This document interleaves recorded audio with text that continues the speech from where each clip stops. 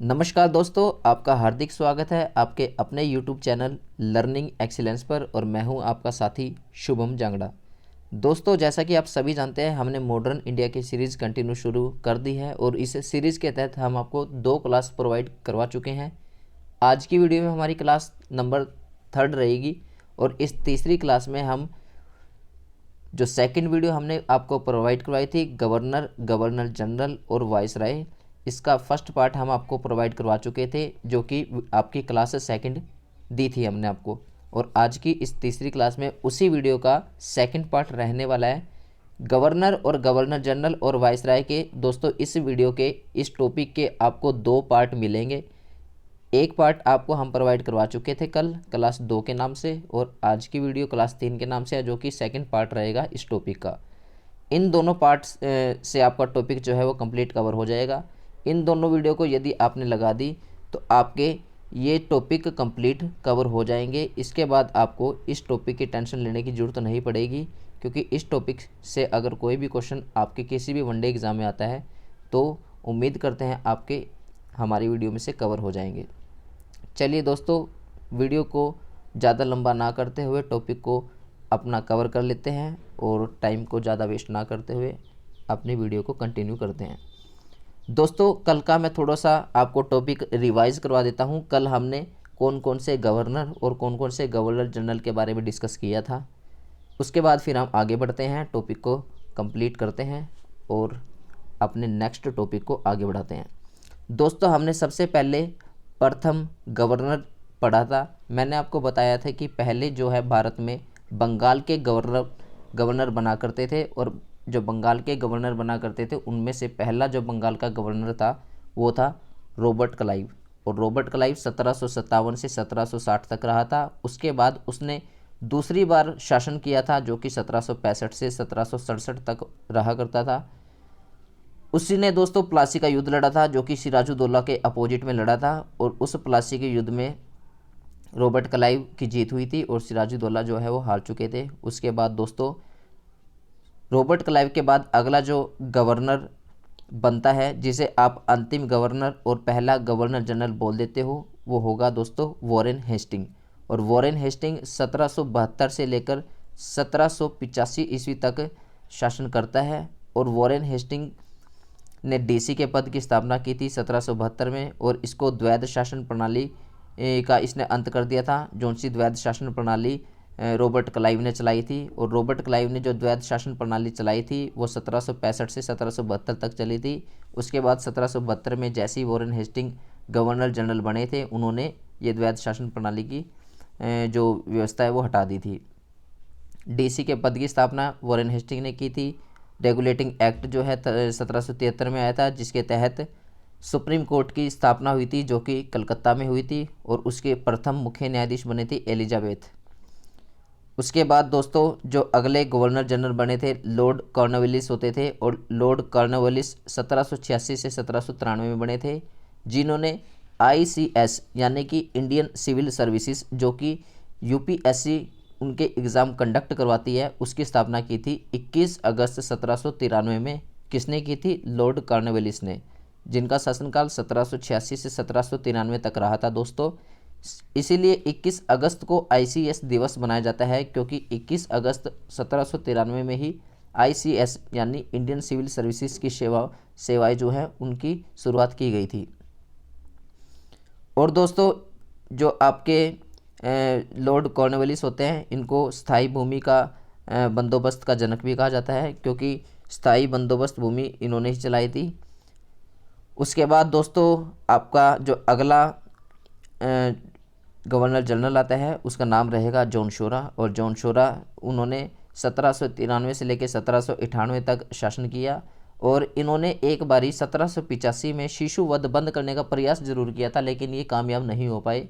आगे चलकर जो अगले गवर्नर जनरल आए, जिनका नाम लॉर्ड वेल्जली होता था, जिनका शासनकाल 1798 से लेकर 1805 तक रहा था, इन्होंने शिशु वध को बंद करने को सक्सेसफुल दी, मतलब सिद्धि प्राप्ति दिलाई, जो कि शिशु वध जो है इन्हीं ने जो है वो सक्सेसफुल तरीके से बंद किया था, पूर्णतः बंद कर दिया था। और लॉर्ड वेल्जली ऐसे शासक हुआ करते थे दोस्तों, जिन्होंने सहायक संधि का जन्मदाता भी कहा जाता है, जिन्हें सहायक संधि दोस्तों वो होता था जो अंग्रेज अपनी ओर से सेना भेजते थे किसी भारत के राजा के पास, और उस राजा को मजबूरन उस सेना को रखना पड़ता था, जिससे उसकी आर्थिक स्थिति पर फर्क पड़ता था। क्यों? क्योंकि दोस्तों अगर कोई अंग्रेज किसी सेना को भेज रहे हैं और भारत का राजा उसको मजबूरन रख रहा है, तो उस मजबूरन रखने के पीछे क्या क्या नुकसान हो सकते हैं। उनको रखने का खर्चा देना पड़ेगा, उनको खाने पीने का खर्चा उठाना पड़ेगा खुद राजा को, और रहने का, खाने का, पीने का सारा खर्चा भारत का राजा ही उठाया करता था, जिससे उसकी आर्थिक स्थिति पर भी प्रभाव पड़ता था। और जो शिशुवध है उस पर तो रोक इसने लगा ही दी थी। तो भारतीय समाचार पत्र जो है इसने उस पर प्रतिबंध लगा दिया था, किसने? लॉर्ड वेल्जली ने। और लॉर्ड वेल्जली जो है 1798 से 1805 तक शासन करेंगे। चलिए दोस्तों, उसके बाद एक अगला राजा पढ़ा था हमने, उसके बाद अगला राजा पढ़ा था सर जॉर्ज वॉरले। और सर जॉर्ज वॉरले का जो शासनकाल था 1805 से 1807 था। और इन्हीं के समय में जो पहला नौसेना या सैनिक विद्रोह हुआ था तमिलनाडु के बेलोर में, वो सर जॉर्ज वॉरले के समय में हुआ था 1805 से 1807 तक, जिनका शासनकाल था। दोस्तों हम जितने भी गवर्नर और गवर्नर जनरल के बारे में डिस्कस कर रहे हैं, मैं आपको बता रहा हूँ, ये हमने इससे पहले वाली जो क्लास पार्ट 1 के नाम से थी, क्लास सेकंड जिसका नाम था, इससे पहले हम कल आपको प्रोवाइड करवा चुके थे। उस वीडियो में डिटेल्ड से हमने सारे टॉपिक कवर करे थे। अगर आपको इस वीडियो में जो भी मैं टॉपिक आपको शुरू में डिस्कस करवा रहा हूँ, अगर इसमें कोई भी डाउट लगे, आप इस वीडियो से पहले हमारी पिछली वीडियो लगा सकते हैं, जिसमें हमने डिटेल्ड से आपको ये सारे टॉपिक करवा रखे हैं। उसके बाद सर जॉर्ज वॉरलो के बाद अगले जो गवर्नर जनरल बनते हैं वो लॉर्ड मिंटो प्रथम बनते हैं। और लॉर्ड मिंटो प्रथम का जो शासनकाल है दोस्तों 1807 से 1819 तक रहता है। और उसके बाद जो अगला शासन रहेगा वो आज हम डिस्कस करेंगे। लास्ट हमने कल गवर्नर जनरल पढ़ा था लॉर्ड मिंटो प्रथम, जो कि 1807 से 1819 तक था। और आज 1819 के बाद का शासनकाल पढ़ते हैं। इसके बाद का जो गवर्नर जनरल बनेगा वो कौन बनेगा? Lord William Bentinck. और लॉर्ड विलियम बेंटिक का जो शासनकाल रहेगा वो 1828 से लेकर 1835 ईस्वी तक रहने वाला है दोस्तों। चलिए आज वीडियो अपनी स्टार्ट कर लेते हैं। हमने कल की वीडियो के जितने भी गवर्नर और गवर्नर जनरल थे वो डिस्कस कर लिए हैं। अब आज करंट के टॉपिक की ओर बढ़ते हैं, जो लेटेस्ट हमने आज पढ़ना है। दोस्तों जो लॉर्ड विलियम बेंटिक होते थे, उन्होंने 1828 में अपना शासनकाल शुरू किया और 1835 तक ये रहे थे। और ये बंगाल के अंतिम तथा भारत के प्रथम गवर्नर जनरल हुआ करते थे, क्योंकि इस समय तक आते आते बंगाल के गवर्नर बनने बंद हो चुके थे और भारत को ये मतलब परमिशन दे दी गई थी कि वो अपना गवर्नर जनरल बना सकते हैं। तो इसलिए जो भारत का प्रथम गवर्नर जनरल है वो कौन बना था? Lord William Bentinck. कब बना था? 1828 में, याद रखना। और कब तक रहा था? 1835 ईस्वी तक। दोस्तों इन्होंने जैसे ही ये पद ग्रहण किया तो 1829 ईस्वी में इन्होंने सती प्रथा को समाप्त कर दिया। और इनका इस काम में साथ किसने दिया? राजा राम मोहन। राजा राम मोहन के प्रयासों से ही इसने सती प्रथा को समाप्त कर दिया। दोस्तों ये क्वेश्चन HSSC पूछ लेती है कि अंग्रेज के किस शासक के साथ मिलकर राजा राम मोहन राय ने सती प्रथा का अंत किया, तो वो कौन होते हैं? Lord William Bentinck. और ऐसे भी आ जाता क्वेश्चन, सती प्रथा को समाप्त कब किया गया? तो 1829 में। या फिर घुमा के क्वेश्चन पूछ लेगा कि अंग्रेज शासक लॉर्ड विलियम बेंटिक के साथ मिलकर किस व्यक्ति ने 1829 में सती प्रथा का अंत किया, तो वो कौन होते थे? राजा राम मोहन। तो चलिए दोस्तों हमने तीनों तरीके से इस क्वेश्चन को डिस्कस कर लिया। अगर आपको इन तीनों तरीकों में से किसी भी तरह का क्वेश्चन मिलता है तो आप अच्छे से पढ़ के उसका आंसर क्लिक करके आना। दोस्तों इसने ठगी प्रथा पर 1830 में प्रतिबंध लगा दिया था। और इसने क्या काम किए थे दोस्तों? 1833 में इसने बलि प्रथा पर भी रोक लगा दिया था, क्योंकि बलि जो है कभी किसी कटड़े की या किसी बकरे की बलि दी जाती थी, तो उस बलि पर रोक लगाने के लिए 1833 में इसने जोर दिया था कि भाई बलि प्रथा को रोक दिया जाए। इसके शासनकाल को उदारवादी भी कहा जाता है। क्यों दोस्तों? क्योंकि इसने बहुत से चेंजेस किए थे अपने शासनकाल में, जैसे सती प्रथा पर रोक लगाना और बलि प्रथा पर रोक लगाना। तो ऐसे ऐसे अगर अच्छे काम करेंगे तो इनके शासनकाल को उदारवादी का काल कहा ही जाएगा दोस्तों। इसके ही समय में 1833 में एक चार्टर एक्ट आया था दोस्तों। ये चार्टर एक्ट वही है जिसका हमने कल जिक्र किया था कि हर 20 साल में एक चार्टर एक्ट आएगा, जो कि पहला कब आया था 1773 में, जिस चार्टर एक्ट के तहत कोलकाता में किसकी सुप्रीम कोर्ट की स्थापना हुई थी, जिसके पहले मुख्य न्यायाधीश कौन बने थे, एलिजाबेथ। तो दोस्तों 1833 में चार्टर एक्ट आया और इस एक्ट के तहत शिक्षा में अंग्रेजी विषय पर जोर दिया गया और कहा गया कि शिक्षा में जो है अंग्रेजी विषय पर जोर डाला जाए और अंग्रेजी को प्रेफरेंस ज़्यादा दी जाए।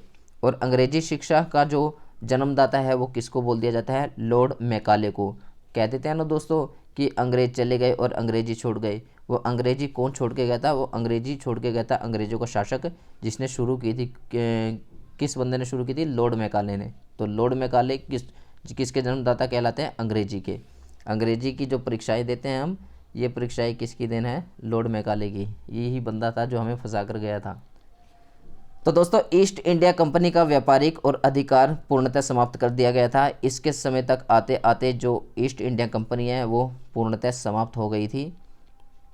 और अब अंग्रेज़ों को भारत में ज़मीन खरीदने की अनुमति मिल गई थी, क्योंकि इससे पहले जो अंग्रेज़ है वो भारत में ज़मीन नहीं खरीद पाते थे। और जब तक वो ज़मीन नहीं खरीदेंगे तो दोस्तों वो शासन कहाँ से करेंगे, और वो कोई ना कोई व्यापार करने के लिए क्या करेंगे दोस्तों, भारत में ज़मीन खरीदने की कोशिश करेंगे। और जैसे इनको भारत में ज़मीन खरीदने की अनुमति मिल गई थी तो इन्होंने यहाँ पर अपना छोटा मोटा व्यापार करना शुरू कर दिया था। इसके शासनकाल में ही आगरा में एक सुप्रीम कोर्ट की स्थापना हुई थी। सुप्रीम कोर्ट की स्थापना कहाँ हुई थी दोस्तों, आगरा में। होता क्या है दोस्तों, पहले जो आगरा जो सुप्रीम कोर्ट है वो दो जगह बन चुकी थी। एक कलकत्ता में पहले बनी थी, जो कि पहले चार्टर एक्ट के तहत स्थापना जिसकी हुई थी, और दूसरी जो ये आगरा में हुई थी। आगे चलकर इन सुप्रीम कोर्ट को हाई कोर्ट में बदल दिया जाएगा और इन सभी सुप्रीम कोर्ट की एक बड़ी कोर्ट बना दी जाए, इन सभी हाई कोर्ट की एक बड़ी कोर्ट बना दी जाएगी जिसको सुप्रीम कोर्ट कहेंगे। और वो सुप्रीम कोर्ट कहाँ पे बना दी जाएगी, दिल्ली में।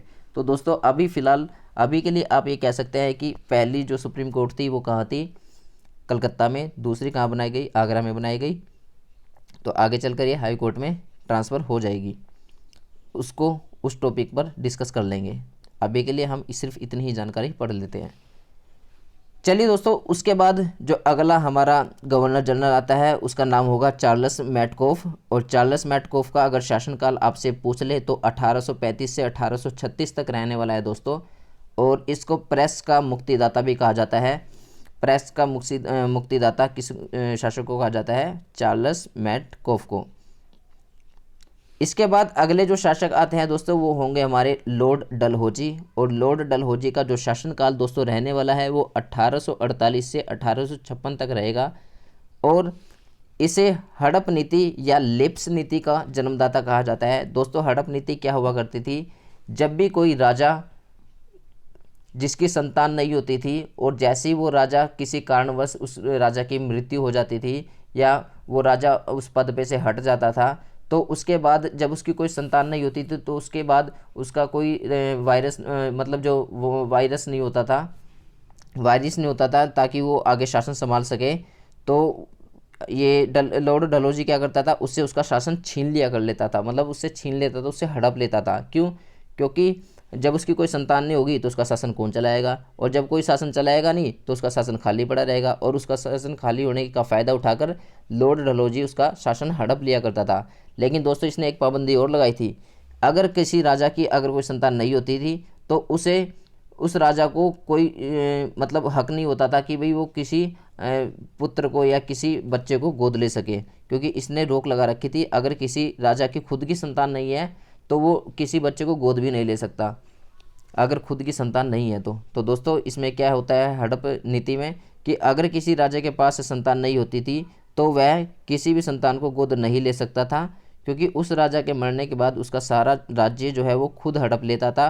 और इस नीति को क्या कहा जाता था, हड़प नीति, जिसका दूसरा नाम लेप्स नीति भी कह देते हैं। दोस्तों 1848 ईस्वी में अंग्रेज़ों ने पंजाब पर अधिकार कर लिया था और धीरे धीरे चलकर अंग्रेज जो है वो पूर्णतः अधिकार कर लेंगे। आगे दोस्तों पढ़ते हैं, अगला पॉइंट हमारा नेक्स्ट क्या रहेगा। जो आंग्ल मैसूर युद्ध हुआ था इसी के समय में हुआ था। और लॉर्ड डलहौजी का जो महाराजा दिलीप सिंह के साथ युद्ध होता है और महाराजा दिलीप की पेंशन बन जाती है और इसे लंदन भेज दिया जाता है दोस्तों। और कहा जाता है दोस्तों जो आपके अगर मुग़ल राजा इससे पहले जो बचे थे उनको जैसे पेंशन लायक छोड़ दिया था ना कि अंग्रेज सिर्फ उनको पेंशन दिया करते थे और वो राजा खुश हो जाया करते थे, तो ऐसे ही महाराजा जो दिलीप सिंह है उनको एक पेंशन दे बांध दी जाती है और पेंशन बांधते ही उनको कहाँ भेज दिया जाता है, लंदन भेज दिया जाता है।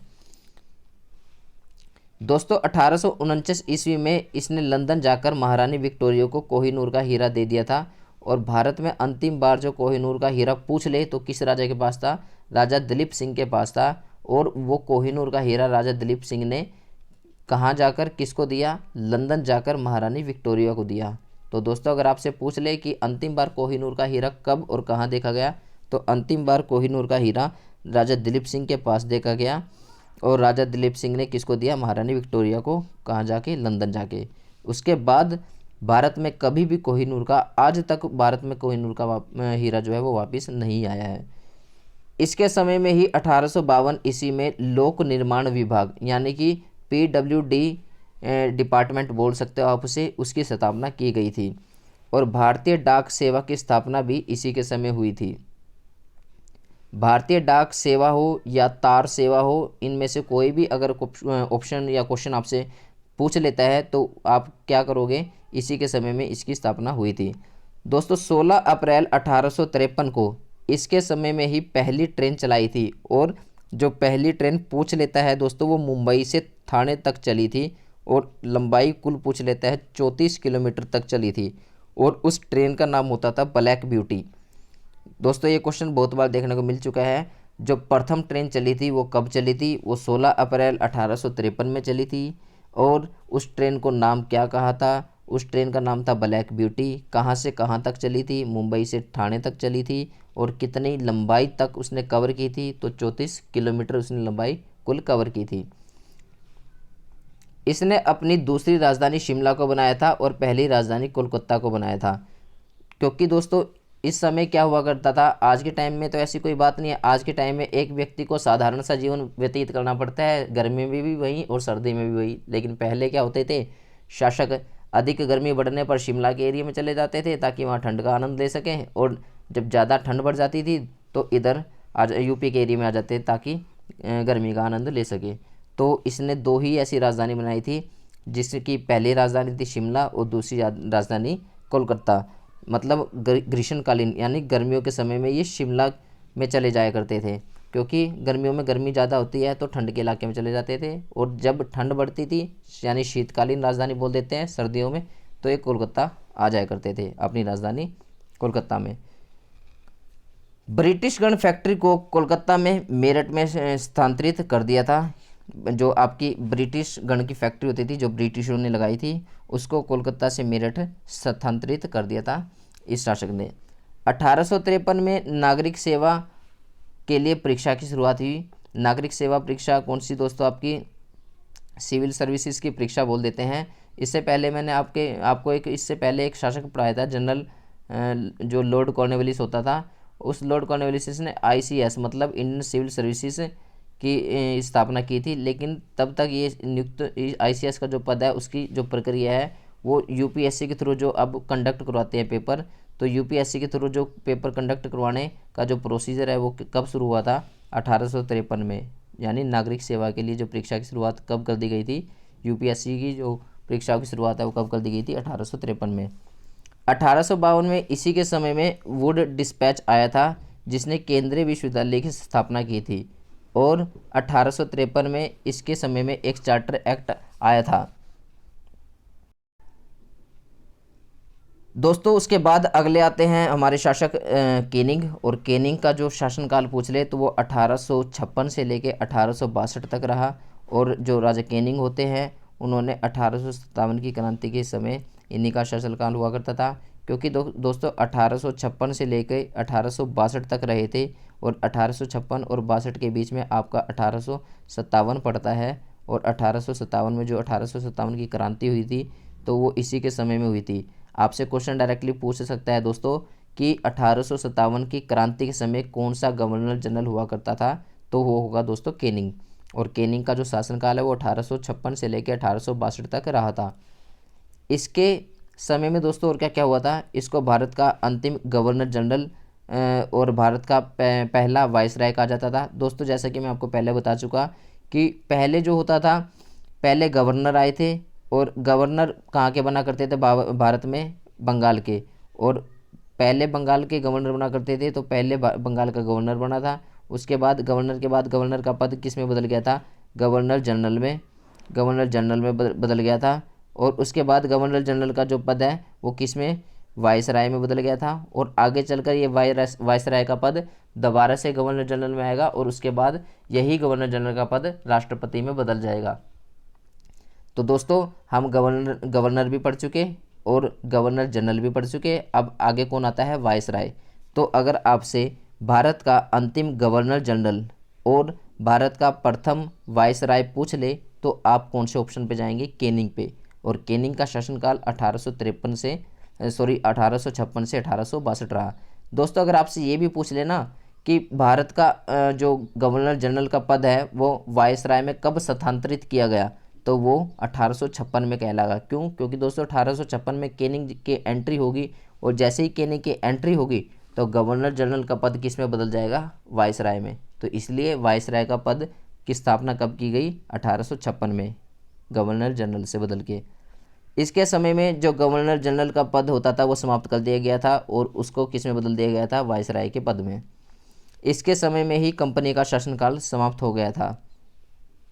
जो आपकी अंग्रेज़ों की ईस्ट कंपनी या ब्रिटिश कंपनी बोल सकते हैं उसे, वो कंपनी का जो शासनकाल है वो समाप्त हो गया था। इसके समय में दोस्तों 1856 ईस्वी में विधवा पुनर्विवाह एक्ट आया था। उस विधवा पुनर्विवाह एक्ट के तहत कोई भी विधवा औरत दोबारा से शादी कर सकती थी, क्योंकि इससे पहले किसी भी विधवा जो औरत होती थी उसको शादी करने की अनुमति नहीं होती थी, लेकिन इसके शासनकाल में इस चीज़ की अनुमति मिल चुकी थी। ईश्वर चंद्र विद्यासागर के प्रयासों से विधवा पुनर्विवाह एक्ट आया था और इसी के प्रयासों से ये सक्सेस भी रहा था। तो दोस्तों अगर हमने इससे पहले आपको एक एक्ट और पढ़ाया था जो कि सती प्रथा था दोस्तों, वो सती प्रथा भी पूछ लेता है। राय बहादुर के जो आपके राय बहादुर होते थे उनकी मदद से ही क्या हुआ था, सती प्रथा हटी थी। और जो अब आगे आया है तो दोस्तों इन्होंने विधवा पुनर् एक्ट जो है उसको सक्सेसफुल तरीके से लागू कर दिया था। तो ईश्वरचंद सागर ने इन प्रयासों से सक्सेसफुल दिलाया था इनको। चलिए दोस्तों आगे अगले पॉइंट पे बढ़ते हैं। इसके समय में कलकत्ता और मद्रास और मुंबई विश्वविद्यालय की स्थापना हुई थी। अगर आपसे इनमें विश्वविद्यालय की स्थापना पूछ ले किसके समय में हुई थी, तो वो केनिंग के समय में हुई थी। तो दोस्तों 1860 ईस्वी में इसी के समय में पहला बजट जिसको जेम्स विल्सन द्वारा पेश किया गया था। अगर आपसे पूछ ले कि पहली बार बजट कब पेश किया गया, तो 1860 में पहली बार बजट पेश किया गया। जेम्स विल्सन नामक व्यक्ति ने बजट को पेश किया था। किस व्यक्ति के शासनकाल में या किस अंग्रेज के शासनकाल में या किस वायसराय के शासनकाल में पहला बजट पेश किया गया, तो वो लॉर्ड कैनिंग होते थे, उसके समय में पेश किया गया। 1861 में भारतीय परिषद एक्ट, जिसको आप भारतीय दंड संहिता जो आज तक लागू होती आ रही है, आज तक लगी हुई है, जो है आज तक मतलब जिसको फॉलो करती आ रही है इंडियन कॉन्स्टिट्यूंसी, वो 1861 जो आपका भारतीय संविधान है, जो इंडियन कॉन्स्टिट्यूशन है, उसके तहत जो 1861 की आईपीसी धारा भारतीय दंड संहिता एक्ट फॉलो करता आ रहा है हमारा भारतीय कानून। तो 1861 में इसकी स्थापना हुई थी। तो अगर आपसे पूछ ले भारतीय दंड संहिता एक्ट कब आया या भारतीय दंड संहिता कब लागू की गई, तो 1861 में, जिसको दूसरा नाम भारतीय परिषद एक्ट भी बोल देते हैं। 1862 ईस्वी में इसी के समय में कलकत्ता, मद्रास, मुंबई में हाई कोर्ट की स्थापना हुई और इसी के समय में उच्च न्यायालय एक्ट आया था। उच्च न्यायालय एक्ट आया दोस्तों, उसी उच्च न्यायालय एक्ट के तहत 1862 में कलकत्ता, मद्रास और मुंबई में हाई कोर्ट की स्थापना की गई थी। चलिए दोस्तों, अगला जो शासक आता है, अगला जो अंग्रेजी शासक आता है उसका नाम था मेयो। और जो मेयो है उसका शासनकाल 1869 से लेकर 1872 ईस्वी तक रहा। इसके शासनकाल में दोस्तों क्या क्या इवेंट आए थे उसके बारे में जिक्र कर लेते हैं। मेयो के समय में दोस्तों, इसके समय में ही 1872 में पहली बार जनगणना हुई थी। अगर आपसे पूछ ले कि पहली बार जनगणना कब हुई, तो 1872 में हुई। और पहली बार जनगणना किसके शासनकाल में हुई, तो लॉर्ड मेयो के शासनकाल में हुई। लेकिन दोस्तों याद रखना, इसके शासनकाल में जो सी जनगणना हुई थी वो दशक की जनगणना नहीं थी। मतलब इसके बाद जो जनगणना होती थी वो निर्धारित नहीं थी। जो अब 10 साल के गैप में जनगणना हो रही है वो ऐसा कुछ प्रोसीजर नहीं बनाया गया था, तो एक अनियमित जनगणना बोल सकते हैं आप इसे, वो इसी के शासनकाल में हुई थी। जो नियमित जनगणना होएगी या जो दशकीय जनगणना होएगी वो लॉर्ड रिपन के समय में होएगी। लेकिन इतना याद रखना, जो पहली बार जनगणना हुई है वो 1872 में हुई है। और किसके समय में, लॉर्ड मेयो के समय में। 1872 में मेयो कॉलेज की स्थापना, जो कि आपके अजमेर में पड़ता है, किसके शासनकाल में हुई थी, मेयो के शासनकाल में।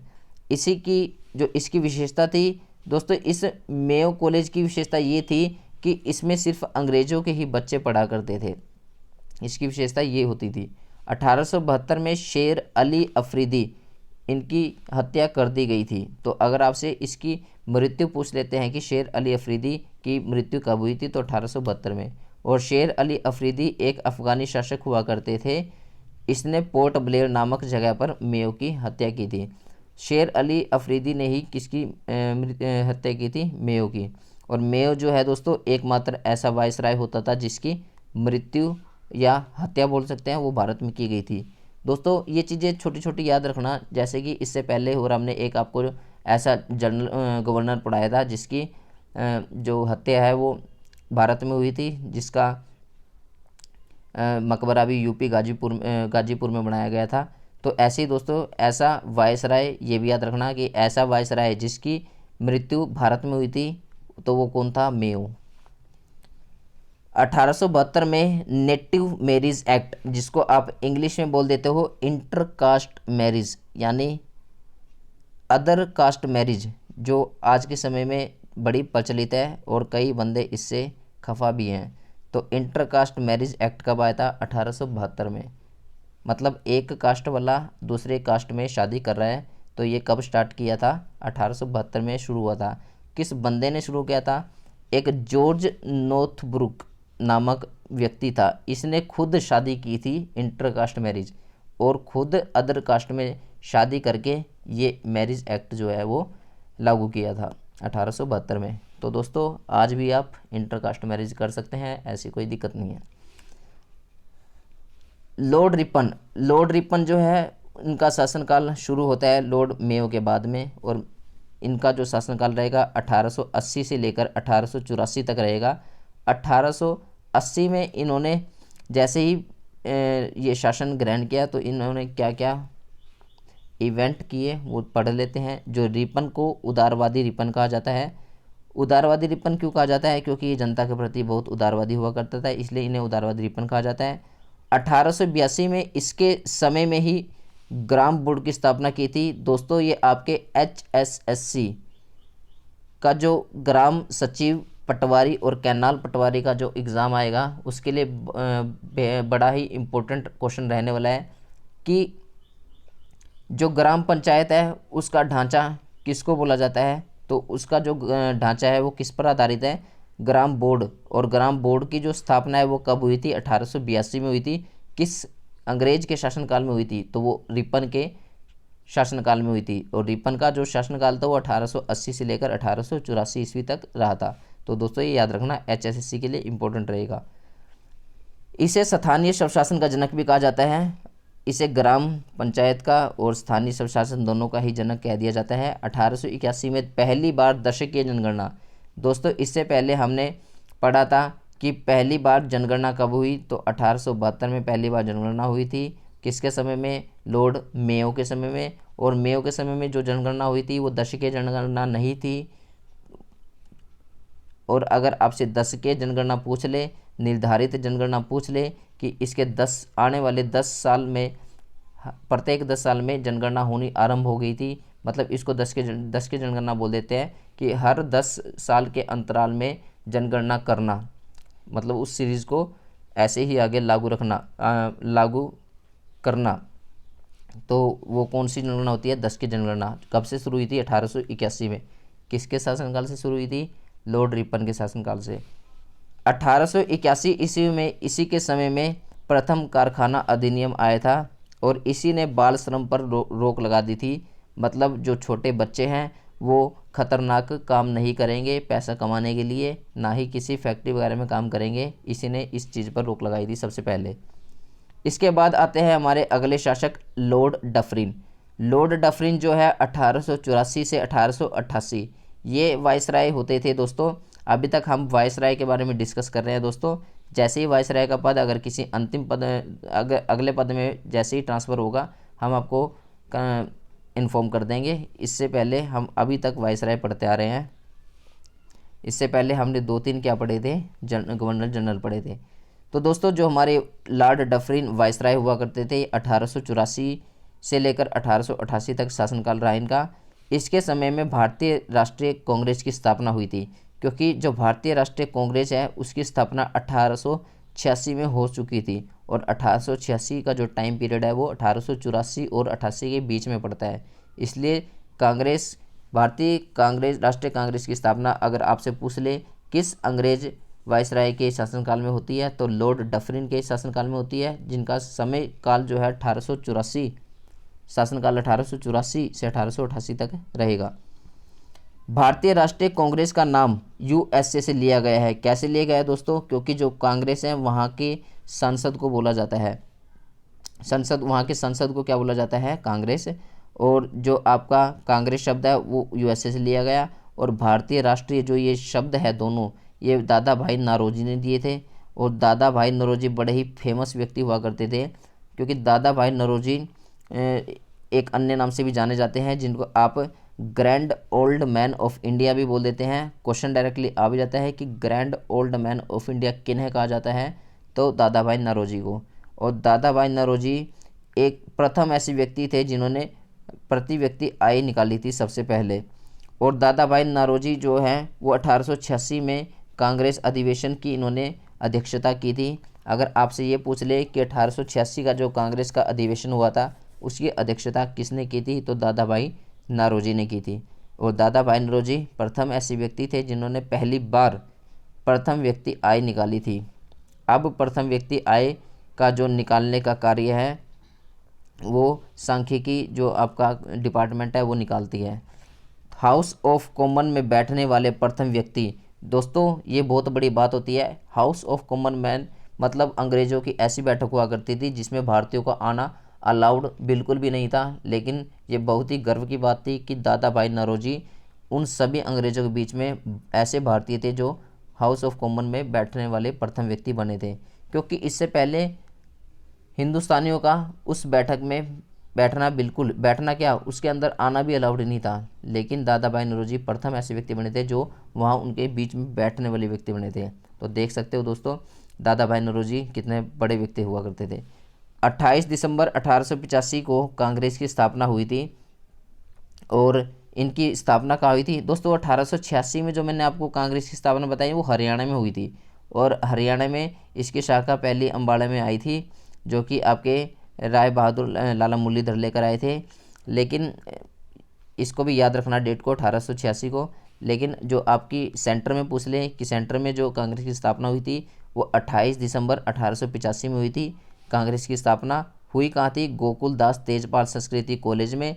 कितने सदस्यों के साथ हुई थी? 72 सदस्यों के साथ हुई थी। 72 सदस्यों ने इस स्थापना में हिस्सा लिया था। और 72 सदस्यों में से हमारे राय बहादुर मुरलीधर थे, ये पलवल से थे और इन्होंने ही कांग्रेस की पहली शाखा हरियाणा लेकर गए थे। और हरियाणा की जो पहली शाखा है अम्बाड़ा लेकर गए थे 1886 में। 1947 में वायसराय का पद समाप्त कर दिया गया। दोस्तों जैसे ही देश आज़ाद हुआ तो वायसराय का पद समाप्त कर दिया गया और इसको दोबारा से क्या बोला गया? Governor general. और गवर्नर जनरल का पद इसको घोषित कर दिया गया 24 जनवरी 1950 को गवर्नर जनरल का पद समाप्त कर राष्ट्रपति का पद शुरू कर दिया गया। दोस्तों 1947 में जैसे ही वायसराय का पद गवर्नर जनरल में बदला गया और आगे चलकर 24 जनवरी 1950 को 3 काम एक साथ किए गए। एक तो आपका राष्ट्रपति का पद शुरू किया गया और एक आपका राष्ट्रीय गीत और एक राष्ट्रीय गान, ये दोनों के दोनों लागू किए गए। तो तीनों के तीनों लागू किए गए, ये याद रखना। 24 जनवरी 1950 बहुत ही महत्वपूर्ण डेट है, क्योंकि इस डेट वाले दिन 3 पद अपना गए थे। एक तो राष्ट्रपति का पद अपनाया गया था, एक राष्ट्रीय गान अपनाया गया था और एक राष्ट्रीय गीत अपनाया गया था। राष्ट्रीय गान दोस्तों आपका जन गण मन और राष्ट्रीय गीत आपका वंदे मातरम। लॉर्ड माउंटबेटन अंतिम गवर्नर जनरल होते थे, ये बात याद रखना दोस्तों। अंतिम गवर्नर जनरल पूछ ले तो अंतिम गवर्नर जनरल कौन रहेंगे आपके, लॉर्ड माउंटबेटन। और प्रथम भारतीय गवर्नर पूछ ले तो सी राजगोपालाचार्य। प्रथम भारतीय गवर्नर जनरल कौन बने, सी राजगोपालाचार्य। इसके बाद इस पद को क्या कर दिया था, राष्ट्रपति। और हमारे जो प्रथम राष्ट्रपति रहेंगे डॉक्टर राजेंद्र प्रसाद रहने वाले हैं। और आगे चलकर ये राष्ट्रपति का पद आज तक ऐसे ही चलता आ रहा है दोस्तों। तो दोस्तों ये तो थे आपके कंप्लीट टॉपिक गवर्नर से गवर्नर जनरल का सफ़र, और उसके बाद गवर्नर जनरल से वायसराय का सफ़र, वायसराय से दोबारा से गवर्नर जनरल और फिर उससे राष्ट्रपति तक का सफ़र। तो ये हमने सारे के सारे जितने गवर्नर थे, गवर्नर जनरल थे और जितने वायसराय थे, ये सारे के सारे डिस्कस कर लिए हैं। इसमें आपके वो सभी के सभी क्वेश्चन डिस्कस हो चुके हैं जो किसी प्रीवियस ईयर एग्ज़ाम में पूछे गए हैं या आगे किसी भी वनडे एग्ज़ाम में आने के पूरे चांसेस हैं। हम नहीं चाहते कि दोस्तों हमारी इस वीडियो से आपको कोई भी क्वेश्चन ऐसा हो कि आपका कोई क्वेश्चन बचे, या ऐसा कोई क्वेश्चन जो आपका अटैम्प्ट ना हुआ हो, और आगे अगर किसी भी एग्ज़ाम में कोई क्वेश्चन इस वीडियो से आए वो आपका गलत हो। तो दोस्तों हमारी पूरी कोशिश रहती है कि आपका कोई भी क्वेश्चन गलत ना हो, और हमारी इस वीडियो में जितने भी क्वेश्चन हम आपको पढ़ाते हैं, आपको करवाते हैं, इनमें से आपको कोई ना कोई क्वेश्चन आपको ऐसा का ऐसा किसी भी वनडे एग्ज़ाम में मिल जाए, ताकि आपको ये क्वेश्चन दे के वहाँ खुशी हो और आप हमें याद करें कि भाई हमने ये क्वेश्चन इस वीडियो से अटेंड किया था और ये क्वेश्चन मेरा ठीक हो चुका है, और जिससे हमें बहुत खुशी होगी। तो चलिए दोस्तों मिलते हैं हम अपनी नेक्स्ट वीडियो पे, अपनी नई वीडियो में अपने नए टॉपिक के साथ। और आपको अगर इस वीडियो की PDF फाइल चाहिए तो आप हमारे टेलीग्राम ग्रुप को ज्वाइन कर सकते हैं।